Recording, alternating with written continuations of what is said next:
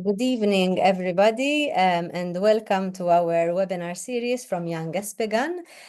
We will be waiting another minute for more participants to join, and following that, we'll start our webinar. And I would like to welcome Dr. Mary Fewtrell, who has joined us today as our speaker. We'll just wait a few more seconds and we'll start.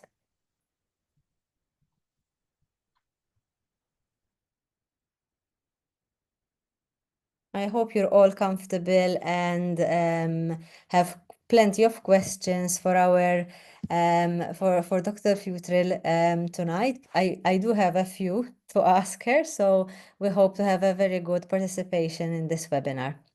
So as you know, this webinar was part of the Young ESPGHAN series. However, we have tried to encourage people who would like to become young reviewers, and this is one of two webinars as part of the reviewer program 2025-2026. So we'll now start our webinar with a few introductory slides from Young ESPGHAN. As you know, our mission is to promote high-quality research, education, and we'd like to organize activities for young members, and we represent the interests of Young ESPGHAN members within Council and within our ESPGHAN society. We are also collaborating extensively with our sister societies, including LASPGHAN and FISPGHAN. And we are here to listen to your needs, to try to make sure that all the young ESPGHAN members have a voice within our society. We have a few educational events that have been promoted over the years. The mentorship program is now quite an important part of Young ESPGHAN. We have had the biggest cohort in 2025. We had 12 pairs of mentors to mentees, and we're opening up the mentorship program for 2026 in the coming days. So keep an eye out for our adverts. We will be having an advert also for mentors, so that we can try to match our mentors to mentees' interests as much as possible. This year, we've had quite an eventful Young ESPGHAN Day, where we had a reviewer program, and we've also had a very, very, very well-attended workshop on systematic reviews and meta-analysis.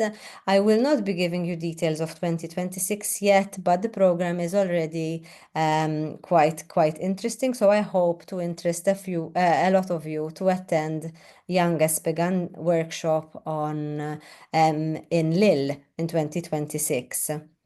These are some photos from our session, and this year in 2025 we had a session during our main program which we titled as Expert Dialogues. It was a very well attended as well meeting where we linked young professionals to experts, and we had a debate on clinical cases. This year we hope to have a similar setup planned for the main program as well. In terms of educational events, I would urge you to go to our ESPGHAN website and the ESPGHAN app to look at courses and other educational events that are available.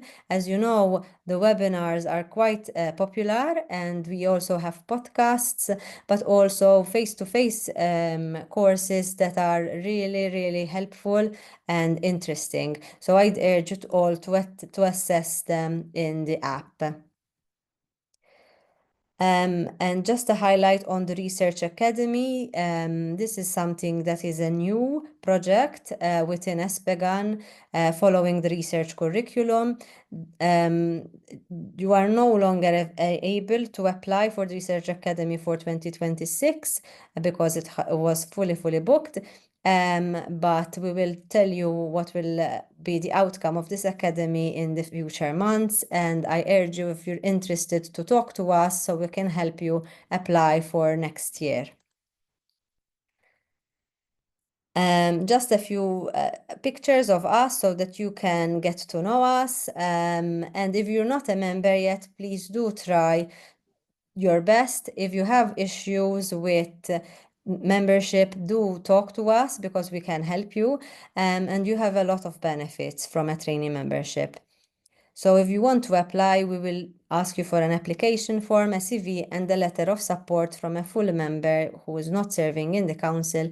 We do know that some people have found that difficult, and we do ask you to talk to us if that is the case so that we can support you in your endeavor to become a trainee member. Okay, so I would like to ask you to follow us on social media so we keep you updated on Instagram, LinkedIn, and also Facebook. And these are a few of the webinars in 2025. So we'll have one in October and the 29th. So this month we've been quite busy, and then we'll have another one in November, and the Christmas quiz is planned for December. Hopefully it will happen as well. So now I would like to introduce Dr. Mary Fewtrell, who is actually a professor of pediatric nutrition and an honorary consultant pediatrician at UCL Great Ormond Street Institute of Child Health, London. Her research interests include the programming of health outcomes by early nutrition and growth. And she has extensive work in publications. She's had randomized controlled trials on nutrition interventions in both preterm and term infants with long-term follow-up.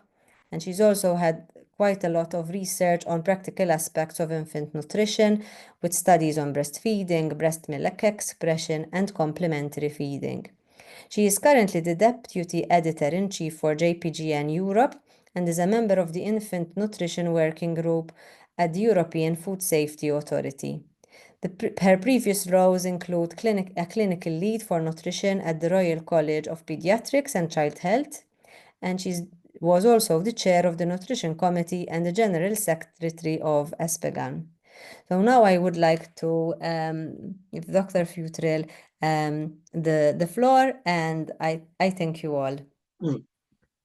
Thanks, Anne-Marie. Can you see my slides? Wait. No. I think you can share now. Yeah, it says I'm sharing at the moment in presentation mode. Can you see them?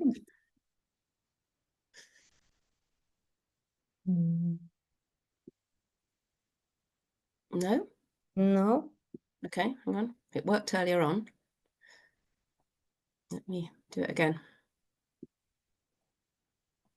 Try again.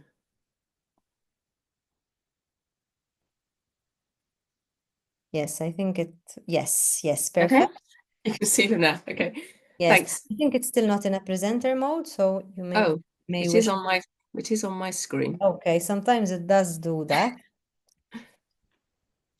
It says it's sharing on Mary's screen. Okay. So.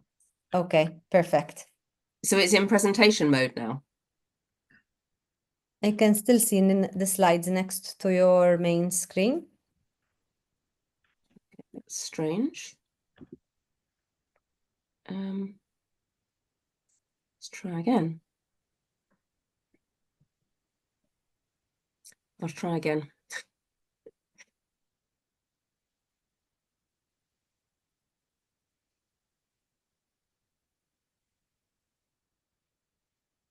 Very odd.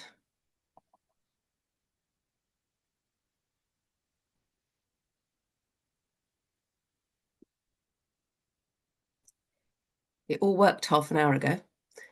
It always happens, but I think Okay. it's scary. Yes, please. Right, now I'll put it in presentation mode. Very good. Thank you. Is that working? Okay. Yep. Thanks, Anne-Marie. Thanks, everyone. Good afternoon or good evening, depending on where you are.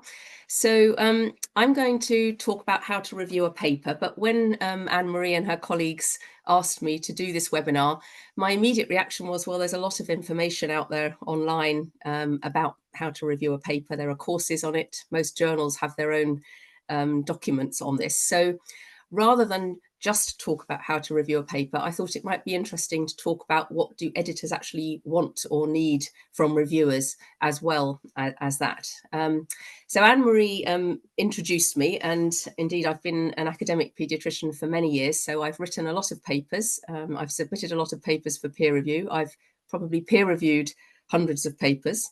But actually, I think the reason that I'm talking today is because for the last 7 years or so, I've also been the Deputy Chief Editor for JPGN Europe. So I handle all of the nutrition papers. And I have to say, I've learned a lot from doing this role beyond just acting as a peer reviewer. And I really think there are quite a lot of things that editors rely on reviewers to get. So it will be helpful for us if I can tell you about some of those as well. So I'll start off with some more general points. So first of all, what is peer review? So this is, of course, the process where experts from a specific field or discipline evaluate the quality of their peers' research. And the idea is to assess the validity, quality, and originality of the articles. And it is the foundation for safeguarding the quality and integrity of scholarly research. That sounds sort of quite pompous, but it is actually our main mechanism for ensuring quality control, both when we're looking at publications, but also, of course, grant applications.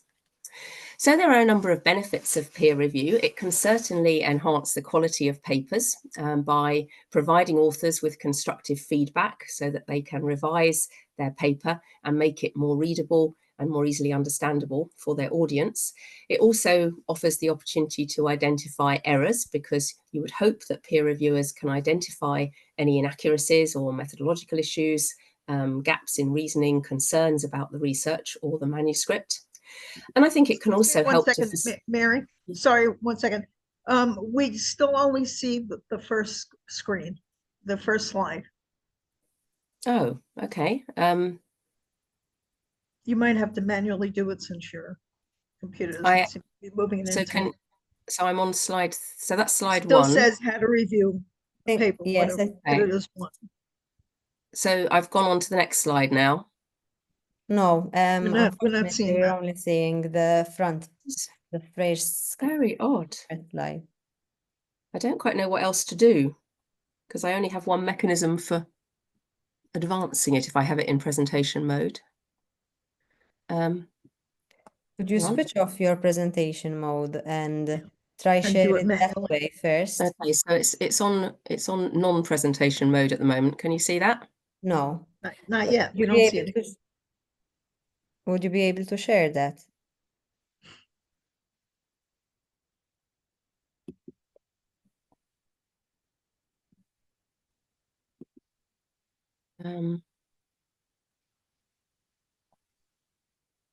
Let's try again.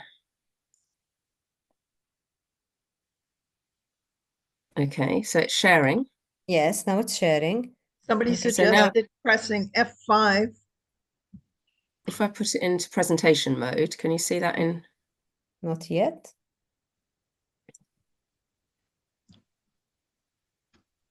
If you press slideshow on your screen, can you see it on presentation mode, Mary? Now? Yeah, it's on presentation mode on my screen. So ours, unfortunately, it isn't. Some of our audience mentioned trying to press F5. Okay. Is anything happening? No. And if you do not use presentation mode on your slide, can you see if we can move forward instead of, yeah, like that. At least we can see your screen, your Okay. Well, shall I just do it like that then? Otherwise we might be here all night, because I can't see what the problem is. It just seems to be you're not seeing what I'm seeing, obviously. But like this we can see your slides. Yes, definitely. Okay. Well, I'll just carry on like this. That's probably easier. Thank you. So yeah, thinking about the benefits of peer review, I've mentioned enhancing the quality and identifying errors. And I think also it can help to facilitate collaboration, because obviously if you're acting as a reviewer, it gives you the opportunity to see what other research is being done in the field. So it might give you ideas for collaboration as well. However, we recognise that the peer review process is by no means perfect, because we know that despite peer review, we find articles being published that are inaccurate, in the worst cases even fraudulent. And conversely, you find many rejected papers that will be published elsewhere. Now, in some cases, that's probably appropriate, because sometimes manuscripts are submitted to a journal that is not the best fit for that paper. And so they may be rejected from that journal, but find a home in another journal. Another big criticism that I hear increasingly, actually from colleagues, is that peer review is basically unpaid labour, because publishers are making money from the process, but the academics themselves are not paid. And in fact, there's been quite a lot of discussion and debate over the last few years about whether there should be some sort of reimbursement for people doing peer reviews. At the moment, that's not the case, of course. However, I think on balance, although there are clearly downsides to the peer review process, we don't really have an alternative at the moment. So we would not want to be abandoning the process altogether, and rather it's better to try and work to improve it. Oops. So next slide then. Why should we do peer review? So why, if you're asked to do a peer review, or if I'm asked to do a peer review, what sort of things should we be thinking about? Well, I think to some extent it's almost a duty. It's an expected part of our academic life that we will review papers. Sometimes it's something that we mention on our CV when we're looking for promotion, for example. And I think there is another aspect, that we submit manuscripts to journals and we hope that our colleagues and peers are going to review them. And so it stands to reason that it's reasonable that we should review the papers submitted by our colleagues and peers. I think actually there are more tangible benefits for becoming a reviewer, however. It certainly improves your critical appraisal skills, just seeing examples of good and bad practice. It gives you access to new research that's occurring in your field. And I think it definitely can improve your own manuscript writing, again, partly by seeing examples of good practice, but perhaps even more so by reviewing papers that are perhaps not so good, and perhaps realizing how you can learn lessons for your own writing. So then I want to move on and discuss a bit about what editors want or need from peer reviewers. So I don't know if you're aware of the process when a manuscript is submitted to a journal, but there will be some initial technical checks by the office staff and the editorial staff. It's then sent to one of the editors-in-chief or the deputy editors-in-chief, who will then read the manuscript and decide at that point whether they think the manuscript is worth sending for review, or at least assigning to giving to another editor to handle. So many manuscripts will actually be rejected at that stage and not even considered for review, because they may be out of scope or not thought to be of suitable quality. So there's already some sort of filter that's gone on. But when an editor or when an editor is actually asked to handle a paper, of course, it may not be in their main area of expertise. So they really will need some specialist input, and ideally a range of specialist views about how good this paper is. So they really want to know if the research is novel, is it timely, is it something that the people in that field are interested in, and will it actually add to the field, or is it simply duplicating things we already know? And related to that is, of course, always the question of, is it going to be cited, which is something that we care about because of the impact factor. So we don't want to be accepting papers that we don't think will be cited, because that will have a damaging effect on the impact factor. So that's something that the editor will like to know from the reviewers. It's also important to realise, I think, that you may feel that you can't comment on all aspects of a paper because your area of expertise just covers maybe one of the topics that's in the manuscript. But it's important to remember that you may have just been selected because of your expertise on one aspect, and you can always tell the editor in your comments if you don't feel qualified to comment on some aspects of the paper. Or indeed, you can recommend that they seek expertise on a specific topic. Commonly, this applies to statistics. So if the statistics in a paper are complicated, sometimes reviewers will say that they don't feel that they are really competent to make comments on that, and that perhaps a statistical review should be sought. So the next thing that editors want or need from their peer reviewers is an assessment of the quality, both of the research that's been submitted, but also of the actual manuscript itself, which of course are two slightly separate issues. So we would like to know if there are any major flaws or any major omissions, whether the results are credible, whether you have any concerns about them in any way, really. And that's, again, from a specialist point of view. And then the final point I think that editors really want and need from peer reviewers is to keep to time. So usually when you're invited to review a paper, you're given a 2-week or sometimes a 3-week period. It's very important in order to give decisions in a timely manner to authors. And of course, when we submit our papers to journals, we want a rapid response. If we're going to keep to those timelines, we really are very reliant on our reviewers also keeping to the timelines. And it's something actually I think JPGN does pretty well. So if you don't think that you can keep to the requested deadline, for example, if you're going to be on holiday or you have a lot of other work in progress, then it's better either not to accept the role or to explain to the editor that you will need longer. And then the editor can decide whether indeed it's fine for you to have an extra week or two, or whether they would be better to look for another reviewer. So that's very important, rather than agree to do the review and then not be able to keep to the timeline. So the general principles, when you're given a paper to review, there are some important basic points. So first of all, you need to make sure you've got no conflict of interest in doing the review.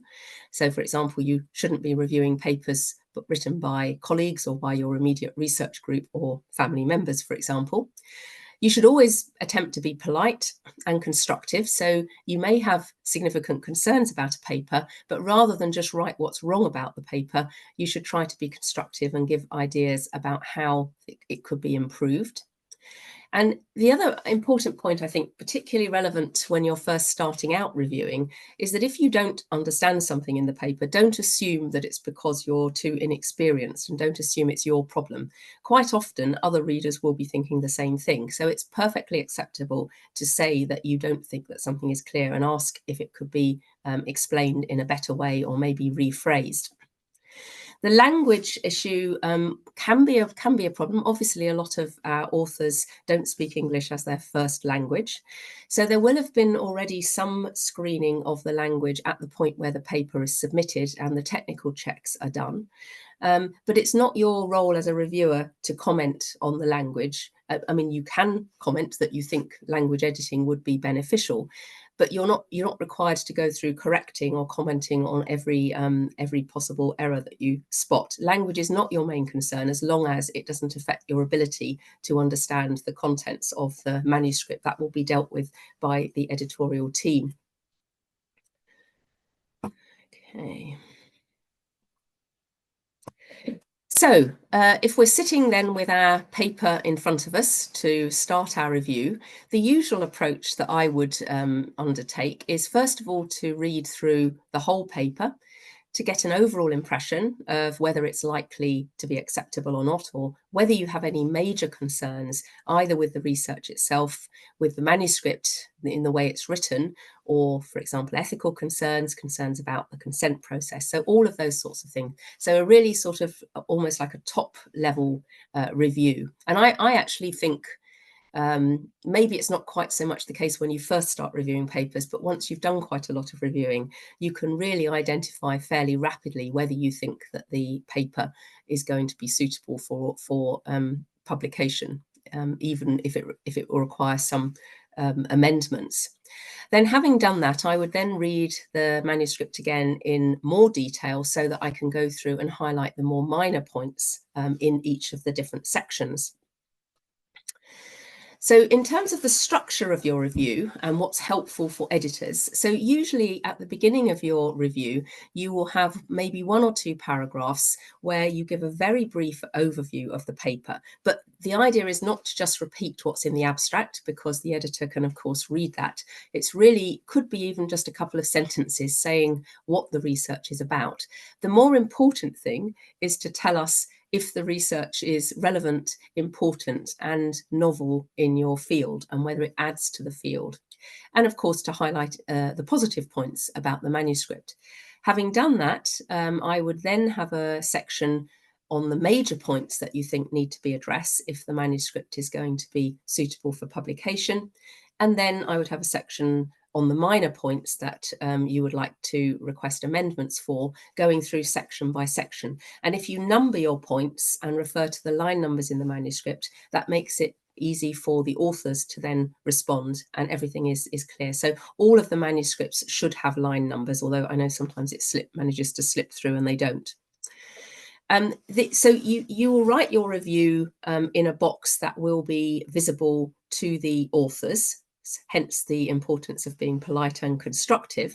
There is another box when you submit your review where you can raise issues that you want to raise with the editor, but you don't want the author to see them. Now, this shouldn't be an excuse for writing rude or unconstructive comments. You should still act as though you would be happy for the comments to be seen by other people, but it does allow you to raise things maybe in a slightly different way with the editor than how you would write it in the comments that are seen by the authors. Okay, so things to consider in the specific sections of the manuscript. And again, these are things that I think as an editor I'm particularly interested in understanding. So the first section, so broadly speaking, title, abstract, and then for JPGN, we have the what's known and what's new section, which is 3 bullet points about what's known in the topic and 3 bullet points about what this paper has found.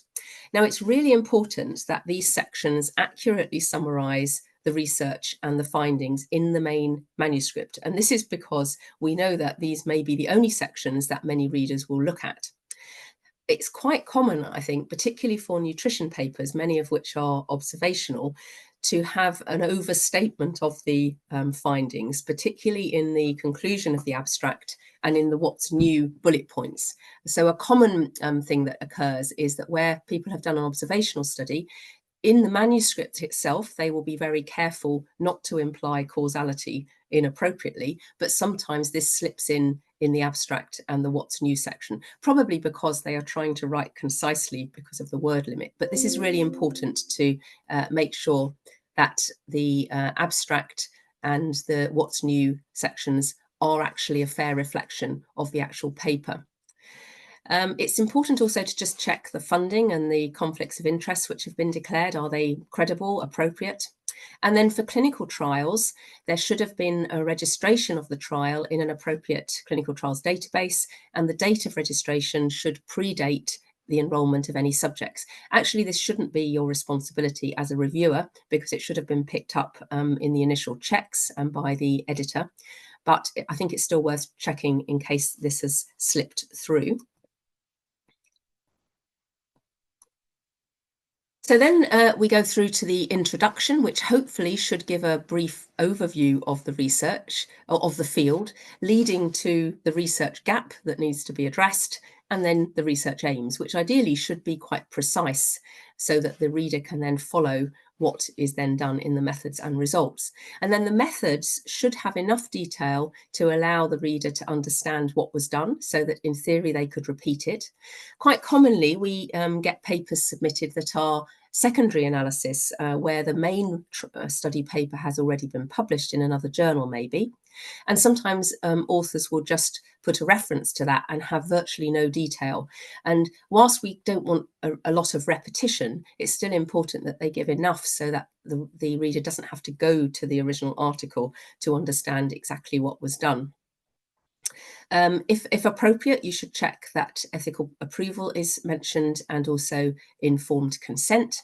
And then the statistics section should be clear and specific, saying how they used statistics to answer their research questions, including a sample size calculation, if that's appropriate. Now, I sometimes find the statistics section, it's almost like it's smoke and mirrors, that it's very complicated, almost unnecessarily so.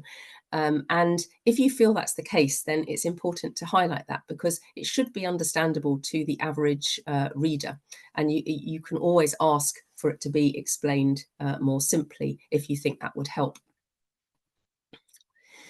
The results should then ideally follow on from the research questions and the analysis plan in the statistics section. So highlight any concerns. And if you don't understand something, don't assume that it's because you're too ignorant or inexperienced. Ask for it to be clarified. You should also check the figures and tables, that the numbers add up. There's quite often typos or mistakes creep in those. And you should make sure that the authors don't duplicate in the text all of the information that's in the figures or the tables, because that's not necessary. And then for the discussion, you would hope that this would start with some sort of summary of the findings of the research, and then a discussion of those findings in the context of previous literature, whether the results are consistent with previous literature, whether they're not, if not, why not. Then strengths and weaknesses of the research, and then a conclusion, which, as I've said, should match the conclusion of the abstract. For the references, it's not your job to check the formatting. That will be done by the editorial team, but do check whether the references are appropriate, whether they're up to date, and if you think there are any key references missing, that will be very helpful for the editor to know as well.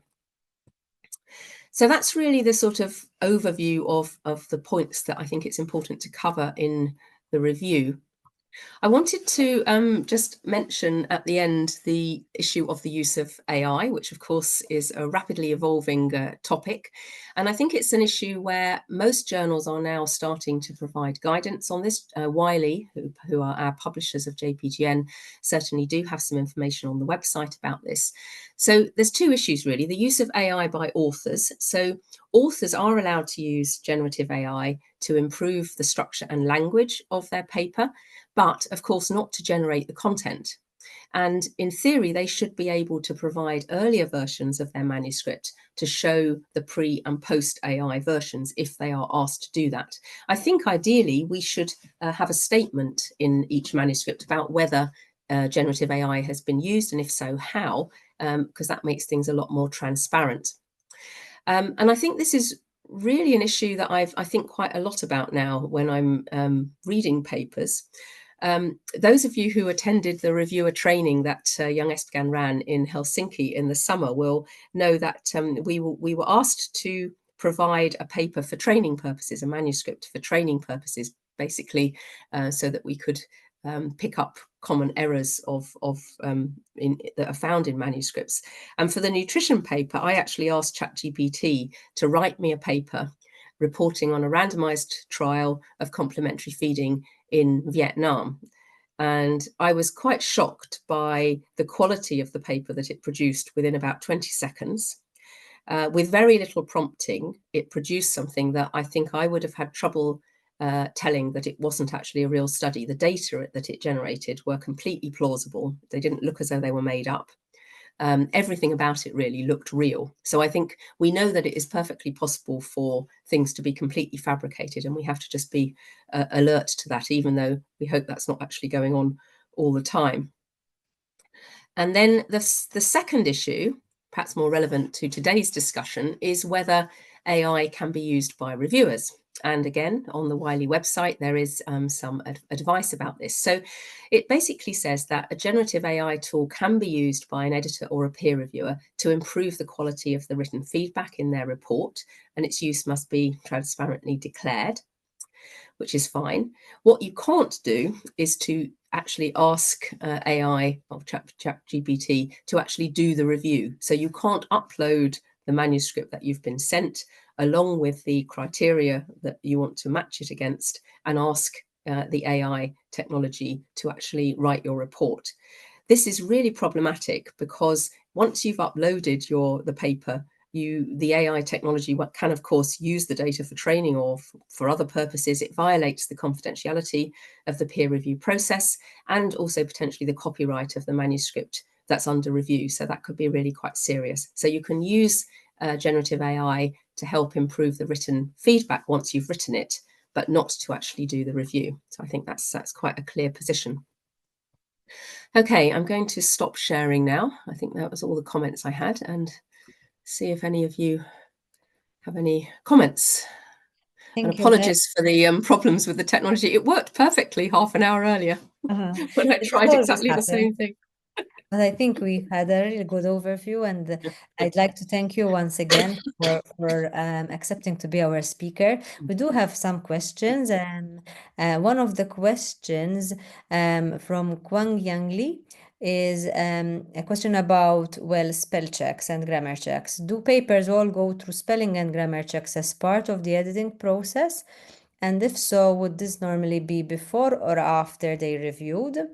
And obviously, there have been some published papers with some mistakes that were a pity. What is your opinion about that, and how does it usually work?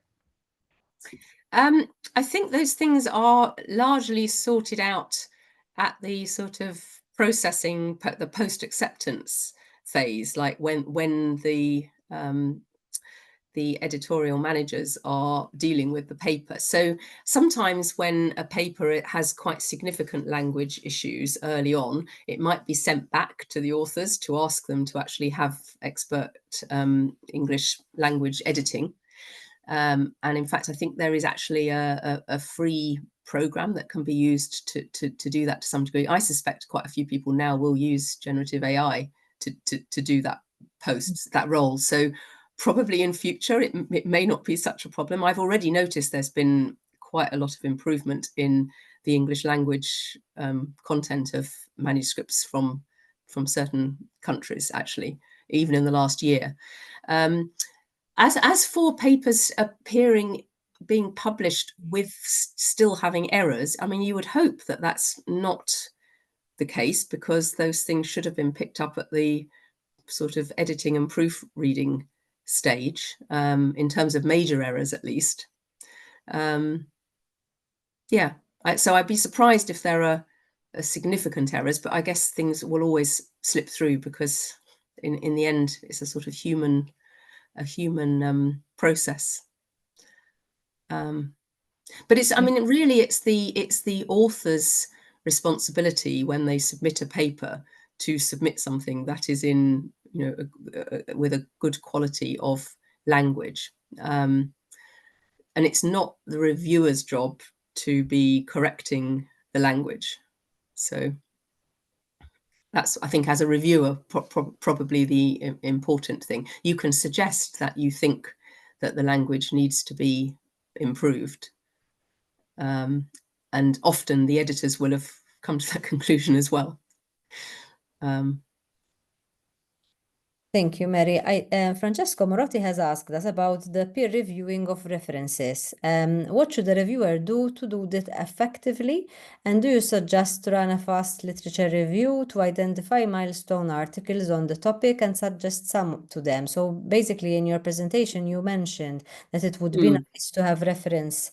Would you suggest that with the title of the abstract, maybe some of the reviewers could do a quick literature search? What do you think?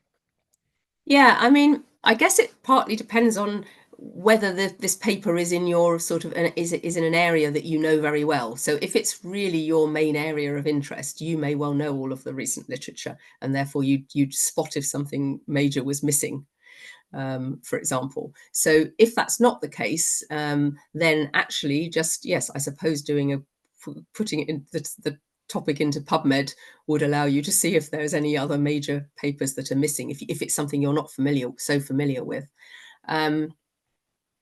Well, I mean, you're not expected to be doing literature reviews yourself as part of the review process, so it shouldn't be that. But that's an interesting idea. I mean, another issue actually, which actually came up this morning when I was in a paper that was submitted to JPGN, was that one of the reviewers, who is an expert, definitely an expert in the field, commented that she hadn't been able to find some of the references that were cited in the manuscript, although they looked like proper things. And then when I looked, I also couldn't find them, several of them.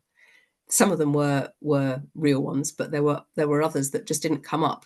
But it wasn't as though they'd been made up. I know ChatGPT, for example, is perfectly capable of making up very plausible sounding references that don't exist. That didn't seem to be the case here, because they involved authors who do work in the field, but they just, the actual publication as it was cited didn't appear to exist. So we've had to ask for clarification. I don't know if that's an error with the sort of reference manager software or something. But I think it is definitely worth checking that there is nothing major missing. The other thing you sometimes find is that you get papers where all of the references cited are quite old, which again is a bit odd, because most things where the research needs to be done and is topical, there should be some recent papers on the topic. So if that's the case, I would definitely just have a search for the topic to see if there's anything, and suggest that they should cite some up-to-date references, not just old ones. So Yeah, there so are a just, few more questions, but I'd like to yeah. ask you one first because I think it's quite important. How do you judge a review? So, for example, let's say I was a young reviewer. What are the mistakes from reviewers that editors like find very frustrating, and how would you judge that a review was done properly or not? Well, do you know what? The the young reviewers generally do very good reviews because they've put more effort into it and spend more time. The worst reviews you get are ones where they just literally often someone quite senior, just puts a verdict really without any justification whatsoever. So there's not really any feedback or constructive comments for the author.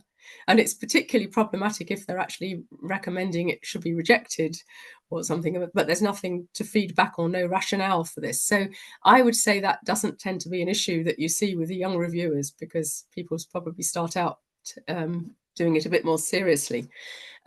So I think if you can address some of the issues that I've mentioned, that will be really helpful. Obviously, for the authors, it's helpful to have specific comments about different aspects of the manuscript that aren't clear, so that they can improve things.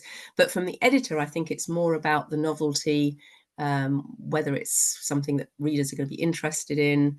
Those sorts of issues, I think, are things that editors don't necessarily know about if it's not their area of expertise. So that's really important to cover. And how do you like? I'm sure sometimes it happens. So one reviewer would say this is a major revision, and others might say it's a minor, or on the other hand, they might say rejection. How do you manage that as an editor? Well, so normally you would have at least two, sometimes, and if you get two decent reviews, i.e. they're not just ones that don't write anything or just say reject without any explanation. So if you have two decent reviews, but they don't share the same verdict, sometimes you might get another reviewer to adjudicate, or if it's your area of expertise, you might look at it yourself. It depends, really. I mean, sometimes you will get one reviewer will say, accept with major revisions, another will say accept with minor revisions, and actually they're making very similar comments. So then it's just up to us to decide what we would ask for. I mean, I think there's often the first response is often revise, no guarantee. If it's thought that if the reviewers think that the paper needs quite a bit of work, and that just gives you a bit of a let out that even if they do the revision, it might still not be suitable. If you're really convinced after the first review that it's going to be accepted, you might go for minor revisions, but that's quite unusual actually after for the first round, I think. Okay. Yeah. I see someone's written that they wonder if the recent improvement in article quality is because authors are using AI without necessarily declaring it. Well, I mean, probably. There's no, I think, official requirement for it to be declared, although on the Wiley website, it does suggest that it will be good practice. I mean, I think in a way, it's probably helpful if authors do say that generative AI was used to improve the language, because then it's all transparent, and then you're not left thinking, oh, has this person used AI, and what did they use it for? How much have they used it? So in a way, I think it's better for the authors if they actually are transparent about that. So I don't know. So what does that say? The current reviewing process is not equipped for work generated by AI. Are reviewers putting their reputation at risk if they review a paper that turns out to be falsified? Well, I think you can only review things in good faith. I mean, I think it will be a bit sad if we all start looking at papers and just sort of assuming that they might be generated by AI. So I think we have to review things at face value. I mean, if we really, I guess that's where it helps knowing something about the field and the topic, because that might mean that you would be more suspicious if you thought something just didn't feel right, or you didn't believe it could have been done, or I don't know. It's easier if you know the field quite well, I think, to be alerted to that sort of thing. Having said that, from that example that I mentioned of the paper that I got ChatGPT to write in the summer, I mean, I actually almost found that quite worrying. I didn't think it would be that good. I thought that it would be easier to detect that it had not been a real study, particularly from the data. That was the thing that I found quite worrying, that it could produce data that seemed plausible. Probably the only reason I would have suspected this of not being quite right was because I'd asked it to be a Vietnamese study, and it had made up some Vietnamese authors, the ChatGPT. I actually think it was written in sort of AI type language, which I don't think didn't sound quite right. But of course you can get AI to address that as well, and not to write in that way, or you can edit it. So I don't think we can be sure that that would necessarily get around the problem. So I do think it's going to be a problem. I don't know how big a problem. I mean, we already know that research fraud, publication fraud is quite a big problem, and it does go on, even though we try to pick up on it. And I think AI is just sort of complicating it, really. It's just probably going to make things a lot more difficult. But I don't believe that will damage your reputation as a reviewer if you've reviewed the paper in good faith. You can't be assuming that every paper you review, you've got to be suspicious that it wasn't actually a real study, or it wasn't written by, it wasn't, a proper piece of research. Someone said, is it appropriate to include peer review experience in a CV? Well, I think people do, certainly. The CVs that I review for promotions boards often have that as part of your sort of citizenship like activities, like your contribution to academic life. It's often part of that you review papers or you review grants. So I think, it certainly is something that you can include.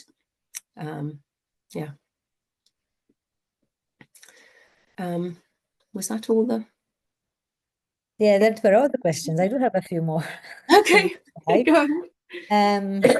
So we do know that young people are interested in reviewing, but often that we find maybe that we're not experts in the field, and maybe people feel that they can't be a good reviewer because they don't know enough. What are your tips into maybe tools? I know you gave us a good structure today, but let's assume someone has a general gastro paper that potentially you can review, but you're not real expert. How would you go and start the review process? Would you just say, I'm not an expert in the field, or would you like give it a go and try?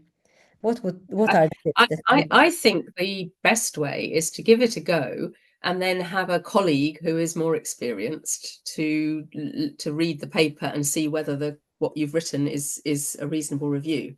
I mean, it's always easier the first few times you do something to have someone to check up on it. But I mean, it's not really rocket science or complicated in the end. I think it's clear, because when you read a paper, you just have to imagine, is that going to be useful to you? And if not, why not? And what could be improved about it? So I don't think it's a particularly complicated thing, but I think I suppose it's just like anything, you get better at it and quicker at it, the more you do.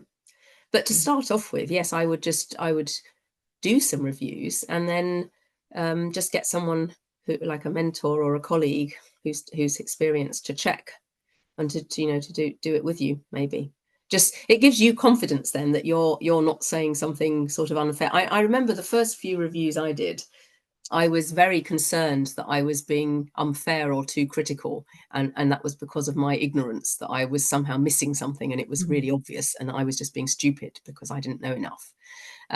Actually, that's not usually the case, I think, but you have that, you inevitably have that feeling if you're fairly new at doing something. So that's where it's helpful, I think, that, you know, you can just show it to someone else and say, you know, do you think this is reasonable? I mean, that's certainly what some of my junior colleagues have done. But there's no substitute for doing it. I think you can learn so much from just reading about it, but in the end you just need to do things to get experience. And so another question, like, how do you weight the statistical importance versus the clinical relevance? So for example, let's say you have a paper and there's a lot of statistics, it's complicated, you might not be, but obviously from a clinical aspect, it's quite relevant. How do you balance that out? What should the reviewers state? As you mentioned, you can technically say that you're not an expert in the statistical process, but can you, as a young reviewer, try to look at the statistics in a systematic way and state your decision based?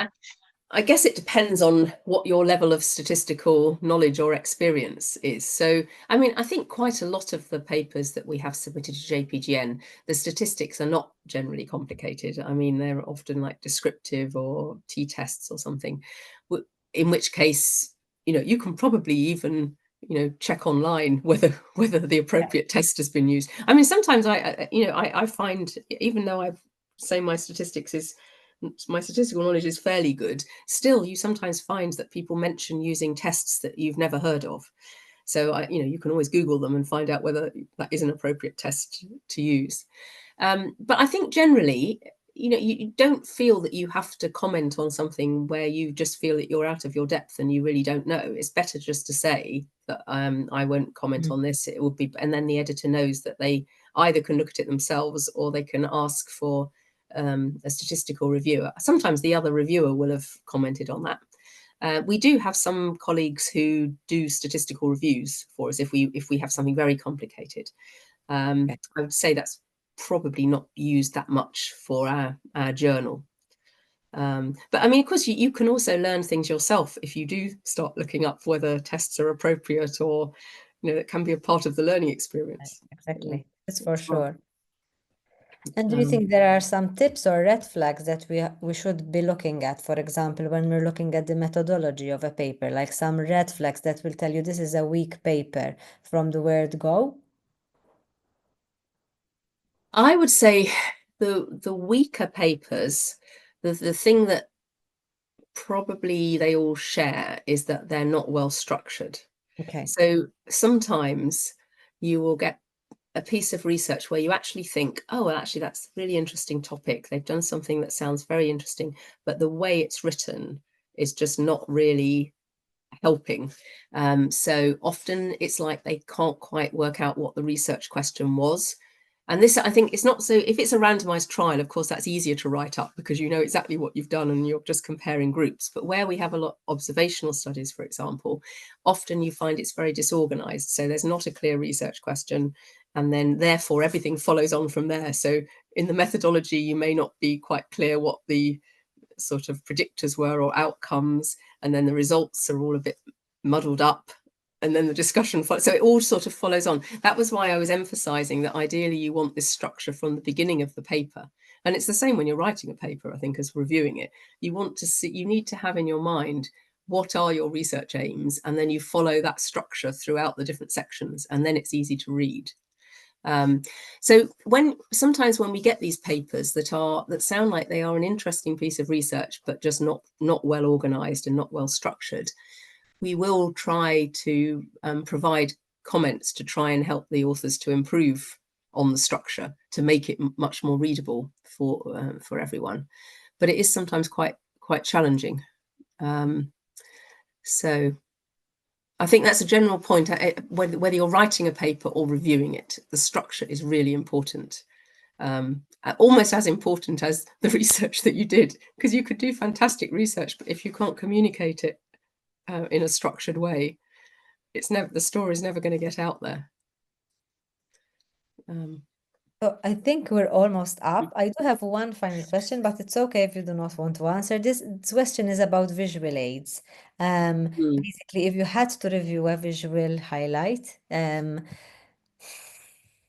Do you have any tips on that? Or I have to say, I think I'm inherently not a very visual person, so I always have problems with anything visual. I don't find, I think it's just the way my brain works. So I'm probably not the best person to comment on it. I mean, obviously you want the visual highlight to be a sort of catchy thing that conveys the main message of the paper.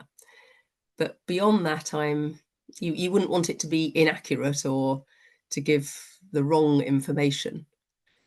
But beyond that, I'm not sure I'm the best person to comment on the visual things. I know they're the in thing, and because you can share them on social media and what have you and get attention for them. But I think there are probably people who are better equipped to give you advice on what's a good visual abstract or a good visual thing. thank you for all those tips and for the advice. I do hope that all of our audience have a clearer picture on how to do a review process and what the editors would like from us. As explained and Mary mentioned earlier, ideally we'd have feedback from seniors who would give us their advice once you've done a full review process, and this is what the reviewer program is all about. This was the first webinar out of two, which we'll be doing, and the young reviewers will be paired with editors and senior reviewers to help them in this reviewer process. And hopefully by 2026 we'd have a group of young reviewers who are fully trained in the review process for JPGN and for other scientific. We definitely need it. It's very difficult to get good quality reviews. So yes, it's very important that we're replacing the older members with younger ones who are going to do the reviews in the future. So yes, do sign up for these things. So we will let everyone go now. I thank you all for coming, and hopefully, Mary, you'll see a lot of these people who will be young reviewers in the future. Unfortunately, we weren't able to see all your faces today, but we hope to see you all quite soon. Thank you, and good evening, everybody. Okay, bye. Thanks very much.